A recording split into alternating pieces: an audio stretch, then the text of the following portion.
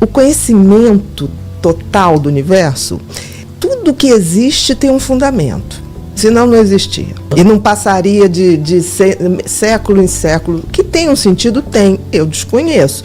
Mas que eu consigo fazer associações, você primeiro tem que conhecer como é que você é. Porque como é que você desarticula um circuito que está rodando e você nem nota? É que nem uma pessoa que nasce cega, por exemplo. O que é vermelho para uma pessoa que nasce cega? Não sei. Pode ser marrom, e eu não sei. O que é uma caneca para um cego? Para ele pode ser um quadrado. Entendeu o que eu estou falando? Com certeza. O padrão está dentro da cabeça da gente, está dentro da mente. Porque uma coisa, gente, é o cérebro, outra coisa é a mente. O cérebro é um órgão, como o fígado, como o pulmão. A mente é a energia gerada dentro desse cérebro. Vou dar um exemplo. Por exemplo, o cérebro seria a lâmpada. A mente seria a luz que sai da lâmpada.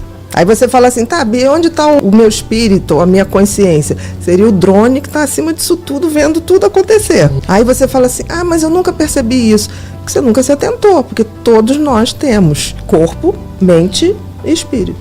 Essa vozinha que fica na nossa cabeça, é o que parte? É o subconsciente falando, é o consciente? Depende, me dá um exemplo. Estou com o celular na mão, a vozinha fala assim, joga teu celular lá no rio. Aí eu não vou jogar o celular. Ou eu tô dentro do ônibus, joga teu celular pela janela. Aí eu falo, gente, eu não vou jogar. Aí eu tô perto de uma janela e falo assim, ó, pula. Isso é um pensamento obsessivo. Isso acontece em pessoas muito ansiosas. É um nível de ansiedade muito alto. O que é pensamento obsessivo? É um pensamento que se repete, de conteúdo negativo, e ele é sempre intrusivo. Porque você não quer pensar e aquela porcaria se introduz na sua cabeça. E como que faz pra você, desligar esses pensamentos intrusivos? Depende do nível, do tamanho que você tem de pensamento obsessivo. Se te atrapalha, isso tem tratamento. Você deve ter baixas doses de serotonina. Você vive em todos os tempos, menos o aqui e agora. Eu ficava mais ansioso quando eu ficava pensando no futuro. E se eu tivesse feito? Isso. Você é o homem do si. Você pensa o seguinte, futuro. Quem é que sabe do futuro? Ninguém. Nem as cartomantes, nem os videntes, não sabem nada. O passado, cara, já foi, bicho. Esquece. A única coisa que a gente tem é aqui e agora. Não tem outra alternativa, nem que você não queira. Uma das coisas mais bregas que tem, né? Você o tempo todo tá feliz. É um idiota, uma pessoa que o tempo todo ela tá saltitando. Vem cá, para eu apreciar alguma coisa, eu tenho que ter o contraponto. É isso que eu penso. E yang. Quando eu vou na tristeza e mergulho, você pode ter certeza que na felicidade você também sobe e você vai lá cortar a bolinha da felicidade. Você vai lá em 2 metros e joga ela para baixo. Eu acho lindo, acho elegante, digno, mas assim, como é que você entra em contato com a tristeza? Porque não tem o doce e o salgado, não tem o escuro e a luz, faz parte da nossa vivência. Você está deixando de acessar algumas coisas, não estou dizendo para ser triste. Sim. Mas assim, você se permitir, em algum momento, entrar em contato com isso, é a coisa mais humana que tem. Não me fala de uma pessoa que é monocromática, sabe? Aquela pessoa que está sempre rindo, que está sempre boazinha, que está sempre maravilhosa. Porque a maioria das pessoas são boas, tá? Infelizmente, é que a minoria que não é, elas fazem um estrago danado, entendeu? Mas assim, a maioria é boa. Mas se você tá vendo as pessoas como você é. E aí você tá quase fazendo tipo assim, buscando alguém idêntico a você, né? Não é, amor.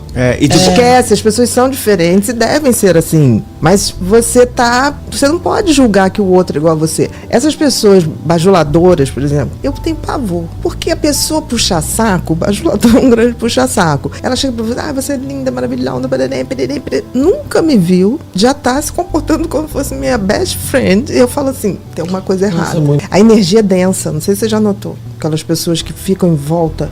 Bajulador invejoso é uma coisa que vem junto. E pode escrever. Um bajulador, ele um dia puxa teu tapete. Porque na realidade ele não quer te agradar, ele quer ser você. E todo bajulador invejoso tem uma coisa assim. Não existe inveja branca ou inveja não branca. Inveja sempre é ruim, tá? Existe admiração. Eu posso admirar a sua alegria, eu posso admirar a sua personalidade. Mas assim, quando eu tenho inveja, a cabeça do invejoso, ele funciona da seguinte maneira. Você tem uma coisa que deveria ser minha. Então, se você não existisse, essa coisa seria minha. Então, é tipo assim, por que você está no lugar que é meu? O invejoso pensa assim. E tanto pensa assim, que tem um circuito no cérebro, que quando o invejoso vê a pessoa que ele inveja sofrendo, aciona um circuito de prazer. E quando ele vê a pessoa que ele inveja se dando bem, é uma coisa de dor.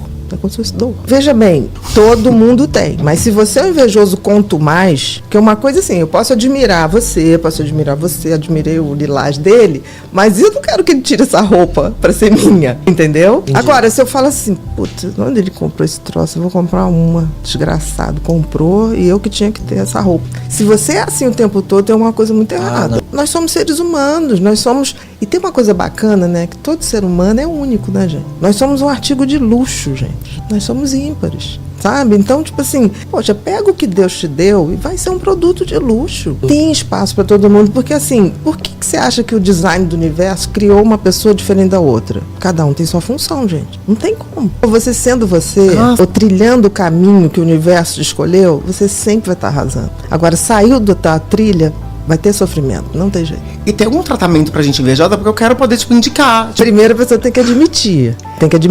E aí, qual é o tratamento? Tipo assim, quando você fala pra pessoa que ela é ímpar, vamos descobrir os seus talentos. Deixa o talento do outro, é lá, tá lá. Ela já achou. Você que tá perdida, procurando num lugar que não vai estar. É incrível isso. Hoje, por exemplo, depois do fenômeno de rede social, que é um fenômeno, a gente tem que admitir, as pessoas sofrem muito mais. Porque as pessoas estão comparando com vidas que nem sempre existem, né, gente? 90% das redes sociais é fake news. Não estou dizendo que não tem gente de verdade. Tem gente de verdade. Mas a maioria... Eu não sei se vocês viram um rapaz, um influencer bem bacana, que ele foi ajudar alguém a recuperar 2 cachorros que fugiram. E aí ele botou, né? Usando da influência dele, vocês podiam achar o cachorrinho tal, se perdeu na rua tal. E aí as pessoas começaram a mandar direct pra ele, Ah, eu achei. Ele, obrigada. Daqui a pouco, não achei não. Faz o seguinte, eu achei, mas só se você me seguir agora e pedir pra não sei quantas pessoas me seguir, eu digo. Aí ele falou, não tô acreditando, eu tô falando uma coisa séria, esses 2 cachorros, Ele falou assim, não. Aí as pessoas começaram a chantagear. Me segue, me consegue não sei quantos seguidores que eu digo. E era tudo mentira. Você acha que a rede social acabou adoecendo as pessoas? Eu acho que tá adoecendo. Eu não sou contra as redes sociais, tá? Eu acho que a rede social vai evoluir para uma coisa extremamente produtiva. Eu acho que, de alguma maneira, a gente vai ter que reinventar a rede social para te dar conteúdo, porque senão ela vai morrer. E, por exemplo, vamos pensar no podcast. O podcast é a contramão de tudo. O que se esperava há 5 anos atrás? Cada vez mais a gente vai ter que produzir conteúdo rapidinho que ninguém vai querer ver. O podcast é o contrário disso. Horas. Aí você fala, tem um canal de cortes, ok. Mas tem um canal de cortes, mas o cara vai vendo cortes, aí de repente ele fala, tá tão bom esse troço que eu vou ver tudo. Né? Então, isso me dá uma esperança. De alguma maneira, o podcast já está reinventando uma internet, uma rede social que fala de conteúdo. Porque são milhões de pessoas, gente. E você não tinha isso na televisão. A televisão não tinha tempo para dar conteúdo. E isso é muito interessante, porque num universo de pensamentos fragmentados, porque hoje você pensa o seguinte, você pega o teu celular, a pessoa vai vendo ali o Instagram, vamos supor, ela vai trocando de uma mensagem para outra numa velocidade que não forma raciocínio. A gente não raciocina mais, a gente não tem aquela visão global. E para a gente ser criativo e efetivar a criatividade, você tem que pensar no todo, porque senão você vive num mundo desse tamanho fazendo piada para você mesmo. Eu tenho que pensar no universo, o que é o humor? O grande humor, se o humor foi bem feito, todo mundo ri.